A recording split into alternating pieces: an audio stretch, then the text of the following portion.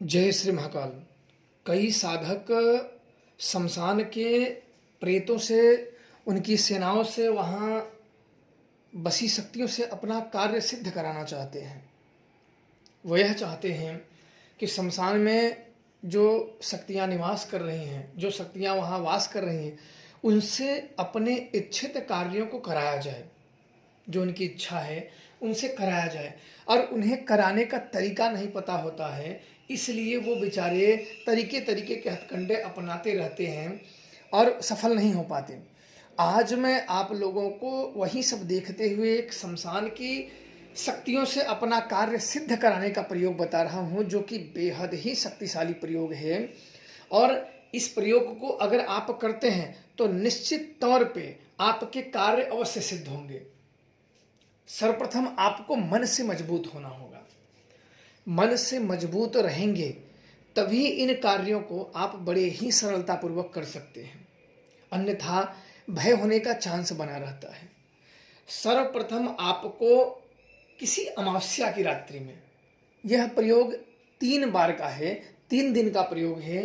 पहले अमावस्या करनी है, फिर पूर्णिमा को करनी है और फिर अमावस्या को करनी है। 3 बार यह प्रयोग करना है। 3 बार में आपके कार्य को सिद्ध हो जाएंगे। आपको सर्वप्रथम सामग्री में क्या क्या ले जाना है। रात्रि में आपको जाना है, याद रखना है, रात्रि के समय में जाना है। आपको मीठा ले जाने हैं, 1.25 किलो बर्फी लेके जाना है, और उसको 11 से 12 जगह पे रख देना है। उससे भी अधिक हो जाए, क्योंकि वहाँ हम इसलिए ज़्यादा जगह रखेंगे कि हम कई वहाँ की शक्तियों को हम वो चीज़ उन्हें भेंट दे रहे हैं।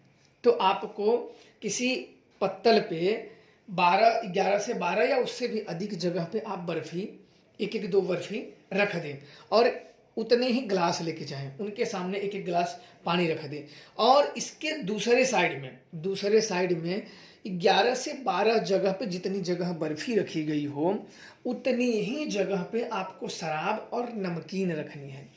आपको यहाँ मैं बताता चलूँ कि शमशान में सात्विक शक्तियाँ और तामसिक शक्तियाँ, दोनों तरीके की शक्तियाँ निवास करती हैं।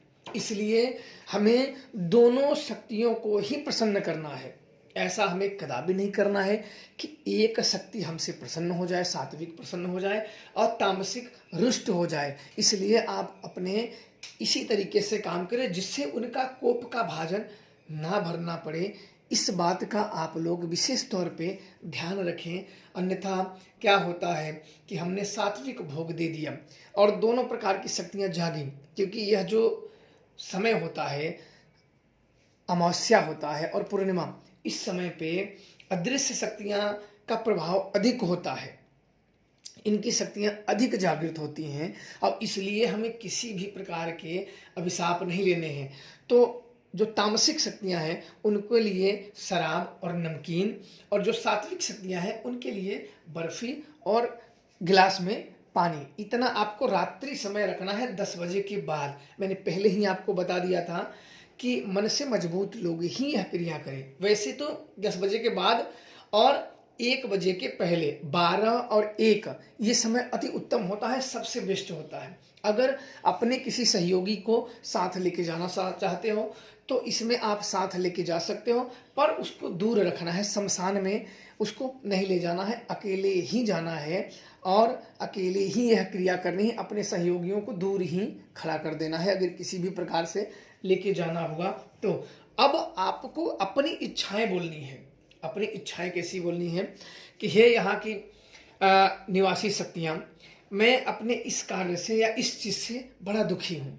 मैं आपसे सहायता की उम्मीद लेके आया हूँ आपके दर पे। आप मेरा ये कार्य सिद्ध करें, और मैं आपके विनम्र पूर्वक यह मैं आपको भोग अर्पण कर रहा हूँ, इसे स्वीकार करें और मुझे अब कार्य सिद्धि का आशीर्वाद दें। बड़े विनम्र पूर्वक आप उनसे प्रार्थना करें। प्रार्थना करने के बाद आप वहाँ से चले आएं और इसकी चर्चा ना करें।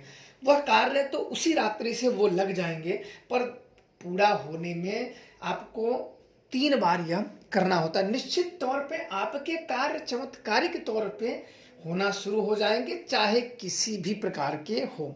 जैसे किसी प्यासे को नदी के पास जाने के बाद नदी उसे प्यासा नहीं लौटाती, वैसे यह प्रयोग से अगर सच्चे हृदय से, सच्चे मन से, सच्ची भक्ति से करने से कभी भी यह प्रयोग निष्फल नहीं जाता है और यह सहायक शक्तियाँ उसके ऊपर आशीर्वाद देती हैं।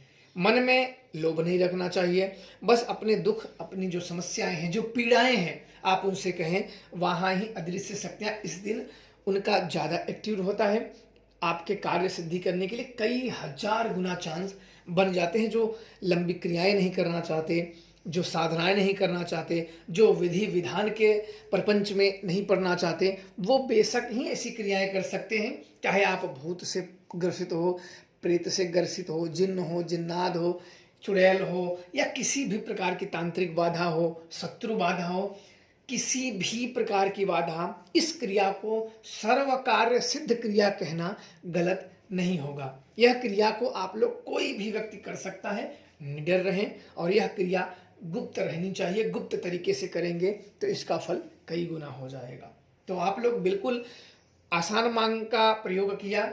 मैंने आसान, बहुत ही आसान प्रयोग बता दिया है, जिससे आप लोग अपने कार्यों की सिद्धि कर सकते हो और उनसे आशीर्वाद प्राप्त कर सकते हो। वहाँ भी सात्विक तामसिक सभी शक्तियाँ निवास करते हैं, साधु से लेके, संत से लेके, अतृप्त आत्मा, अच्छी आत्मा, बुरी आत्मा, पर जिन्हें आप भोग अर्पण करोगे, जिनसे हाथ जोड़ोगे, वो आपको कष्ट नहीं पहुंचाती है। डर के नहीं भागना है। कभी कभी इस क्रियाओं में भयानक अनुभव भी हो जाते हैं। कई बार साधक के समक्ष उनके घर या कहीं भी ये प्रकट भी हो जाते हैं।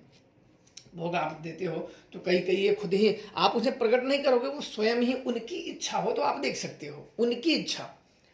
तो कई बार ये ऐसे देखे गए हैं। तो इसलिए निडर रहना चाहिए और यह क्रिया में घातक परिणाम नहीं होते, भागना नहीं चाहिए, क्रिया करके चले आए। इस क्रिया में अभी तक घातक परिणाम नहीं दिखा है। थोड़ा सा कई बार कई लोगों को देखा गया है कि शक्तियाँ कुछ उनके घर चली जाती हैं, प्रकट हो जाती हैं और भोग मांगती हैं, तो उन्हें कहें कि मैं वहीं आके आपको दूंगा। कई बार वो घर जाके मांगने लगती हैं, भोग हमें दो, तो वहाँ नहीं देना है कि वहाँ दोगे तो आपके फिर साथ साथ चलने लगेंगे, तो आप वहाँ ना दें, वहाँ उनको उसी समय पे दें।